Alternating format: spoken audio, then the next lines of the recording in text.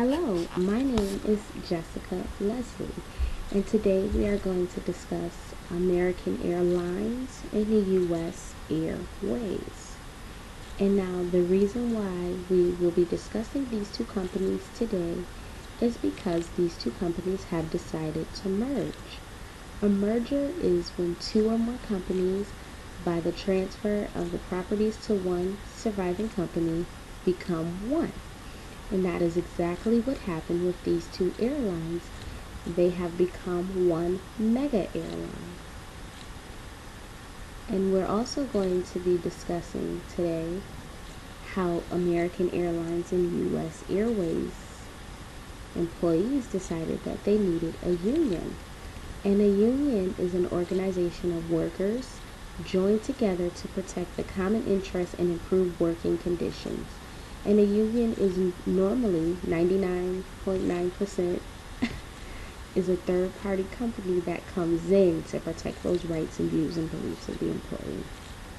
And although a union's job is to protect the rights and beliefs of employees, it is also the job of the company's HR team. So having the presence of a union doubles the work that the HR team has to do. And so we're going to go over how having this union can possibly be challenging for an HR team. And then we're also going to discuss how they can live harmoniously and work together and both protect the beliefs and the rights of their employees. So let's start with pay. For instance, when it comes in terms of pay and how employees should be paid, the first thing is HR already has to follow rules and regulations of the state that they are in, which can be difficult at times. And so they have to make sure that they're following those rules, and they have to make sure that the pay structure that they have already completed is okay with their board members. And so that's already two hurdles that they have to get over. And besides getting over those two hurdles, to make sure that it's okay with the board members and that they're in state laws and rules, they then have to make sure that youth reps are okay with the pay.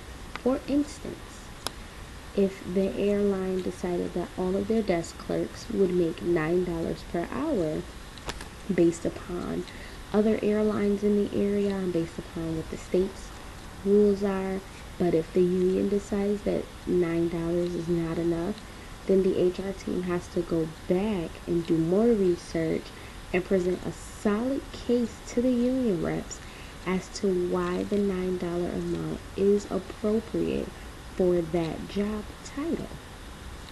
And until the union reps and HR team can come to an agreement, the HR reps will be working super hard to make sure that happens. In terms of benefits, when it comes to employees, normally an HR team can just say, we've worked together and we came up with A and B for our benefits plan, and we're going to roll them out in January. When a union is present, the HR team has to make sure they present it to the board, and the board members decide that this is a fair amount for our company to pay out for each employee. But they then have to go in and present the same material to the union reps and hope that the union reps say that we think this is a good plan for our employees, and we think the amount that they're going to be paying for these benefits are good. And that can pose a challenge for the HR team, because they have to do more research to make sure they have solid plans, but also to make sure they have a backup plan in case the union reps do not like what they presently have in front of them. So that can be challenging, having to do extra work and more research for the HR team. That could be straining for them.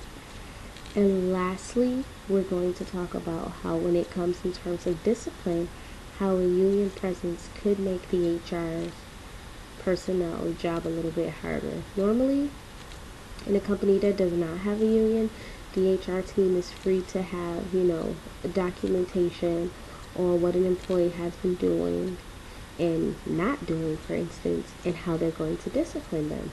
So they could, for instance, pull John Doe into the office and say, John, you haven't been doing this, and this. We've decided that we're going to let you go. When a union is present, the company has to make sure that the union rep is at the meeting, they have to make sure they have all of the proper documentation showcasing why so-and-so hasn't been doing, or how so-and-so hasn't been doing their job, and how they've been warned and everything before they can even suggest them for termination. And that can be challenging for HR because they could potentially be holding on to an employee that isn't worthy to the company, and the only reason that they're doing this is because of the HR team. And through all of that, even though those are challenging situations, the HR team and the union can live together peacefully if the HR team includes the union on more of their decisions. If they decide to call them and ask for their opinion before they actually roll out plans, I think it would make both companies very happy to be involved in the thinking process instead of just presenting at the end. It would be less frustration on the HR team because they don't have to keep presenting, and it would be easier on the union because if they're included in the process, they might make the decision a little bit easier because their opinion was included. So in conclusion, I've decided that although having a union does pose a lot of extra challenges for the HR team, it actually could be a learning experience for both because it will teach them how to work together for the common interest of the employee, which is what they should be doing. They need to be working together to protect the rights and views of employees. Thanks.